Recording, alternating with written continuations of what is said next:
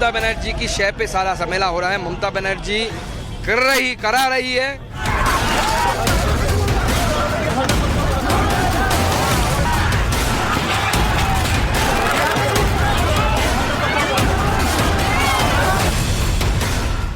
मुर्शिदाबाद की घटना दिखा रहा है कि बंगाल से अब हिंदू पलायन करने को मजबूर हो रहे हैं।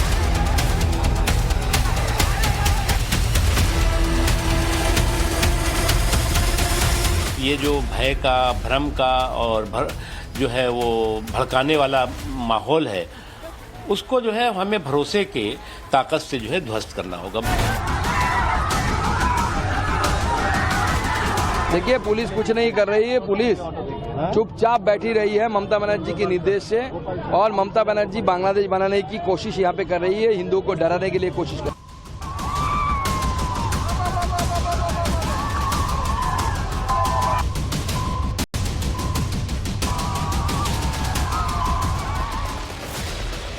नमस्कार, मैं हूं साक्षी मिश्रा। आज बात करेंगे हिंसा का एपिसेंटर बन चुके बंगाल की, उस बंगाल की जहां पर आज के वक्त में हिंदू खुद को सेफ महसूस नहीं करता। बंगाल की हालिया तस्वीरें जो सामने आ रही हैं वो कुछ इसी तरह इशारा कर रही हैं।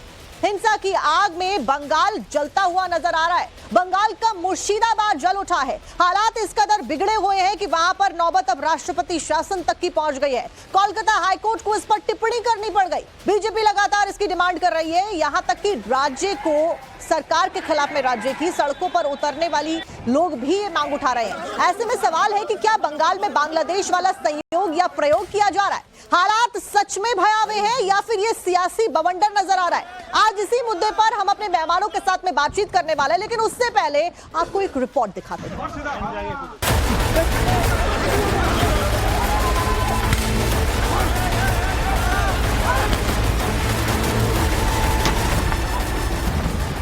100 हिंदू परिवारों के बीच में एक मुस्लिम परिवार सबसे सुरक्षित रहता है। उसको इसके पर्व और त्योहारों को,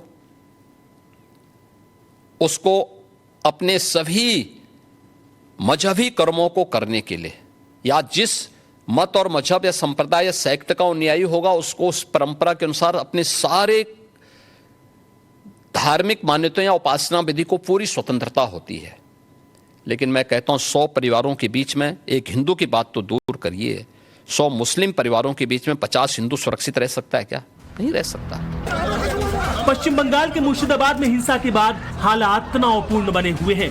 हिंसा में अब तक 3 लोगों की मौत हो गई है, जबकि 18 पुलिस वाले घायल हुए हैं। स्थिति को देखते हुए हिंसा वाली जगहों के आसपास इंटरनेट को बैन कर दिया गया है। मौके पर भारी पुलिस फोर्स के साथ केंद्रीय सुरक्षा बलों को भी लगा दिया गया है।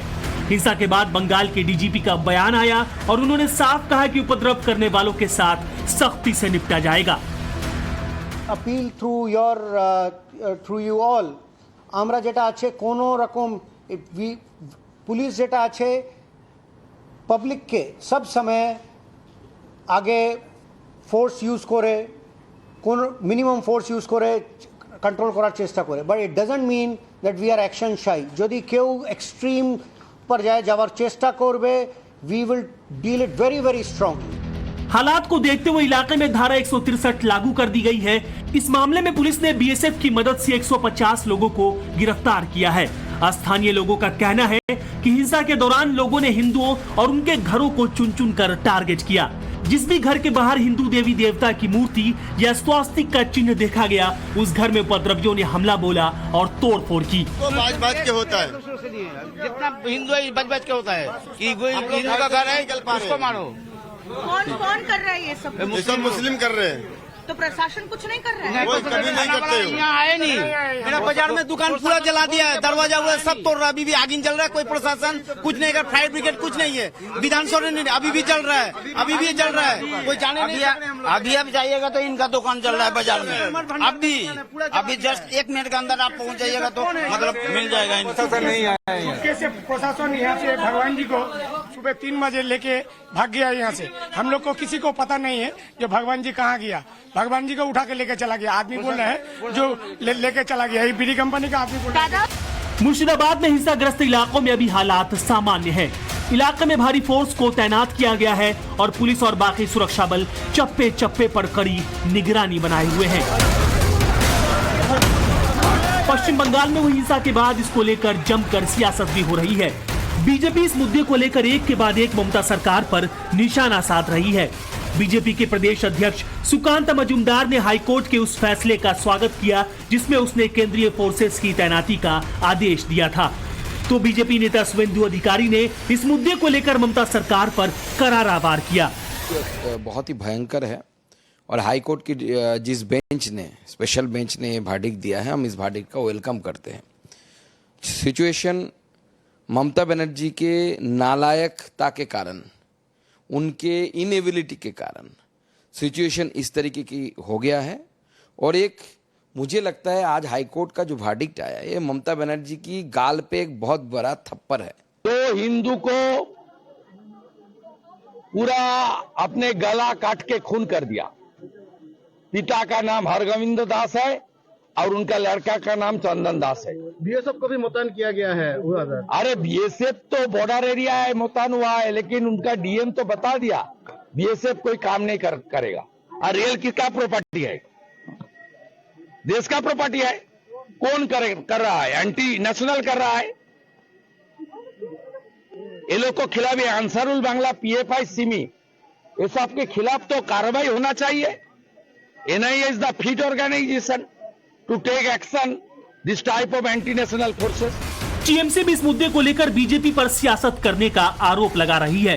टीएमसी के नेताओं का कहना है कि हिंसा वाली जगह पर सुरक्षा बल अपना काम कर रहे हैं और उन्हें उनका काम करने देना चाहिए। पुलिस प्रशासन को थोड़ा और तदबीर होना पड़ेगा, थोड़ा अलर्ट होना पड़ेगा। कहे कि 4-5 आदमी गोली भी खा गया, 2-4 आदमी मर भी गया है। हमारा पास जो खबर है, हम शांति का पक्ष में है।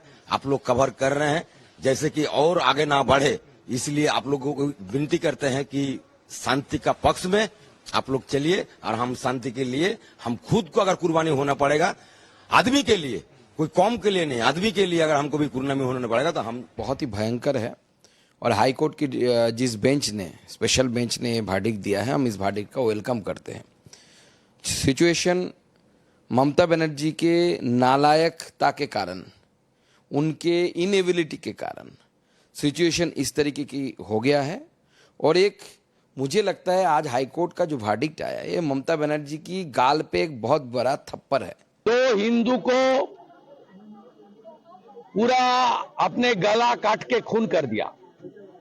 पिता का नाम हरगोविंद दास है और उनका लड़का का नाम चंदन दास है। बीएसएफ को भी मुतैन किया गया है। अरे बीएसएफ तो बॉर्डर एरिया है, मुतैन हुआ है, लेकिन उनका डीएम तो बता दिया बीएसएफ कोई काम नहीं करेगा। और रेल किसका प्रॉपर्टी है? देश का प्रॉपर्टी है। कौन कर रहा है? एंटी नेशनल कर रहा है। ये लोग को खिलाफ अंसारुल बांग्ला, पीएफआई, सिमी, ये सब के खिलाफ तो कार्रवाई होना चाहिए। NIA is the fit organisation to take action this type of anti-national forces. TMC भी इस मुद्दे को लेकर बीजेपी पर सियासत करने का आरोप लगा रही है। टीएमसी के नेताओं का कहना है कि हिंसा वाली जगह पर सुरक्षा बल अपना काम कर रहे हैं और उन्हें उनका काम करने देना चाहिए। पुलिस प्रशासन को थोड़ा और तदबीर होना पड़ेगा, थोड़ा अलर्ट होना पड़ेगा। कहे कि 4-5 आदमी गोली भी खा गया, 2-4 आदमी मर भी गया है। हमारा पास जो खबर है, हम शांति का पक्ष में है। आप लोग कवर कर रहे हैं जैसे कि और आगे ना बढ़े, इसलिए आप लोगों को विनती करते हैं कि शांति का पक्ष में आप लोग चलिए। और हम शांति के लिए हम खुद को अगर कुर्बानी होना पड़ेगा, आदमी के लिए, कोई कौम के लिए नहीं, आदमी के लिए अगर हमको भी कुर्बानी होना पड़ेगा तो हम जा रहे हैं। हिंसा के बाद से इस मामले पर बंगाल की सीएम ममता बनर्जी ने लगातार चुप्पी साधी हुई है। बीजेपी नेता राज्य में लगातार बिगड़ रहे हालात को लेकर राष्ट्रपति शासन लगाने की मांग कर रहे हैं। तो क्या धीरे धीरे हिंसा का गढ़ बन चुका बंगाल राष्ट्रपति शासन की तरफ बढ़ रहा है? और क्या मुर्शिदाबाद आगामी विधानसभा चुनाव का एपिसेंटर बनता जा रहा है?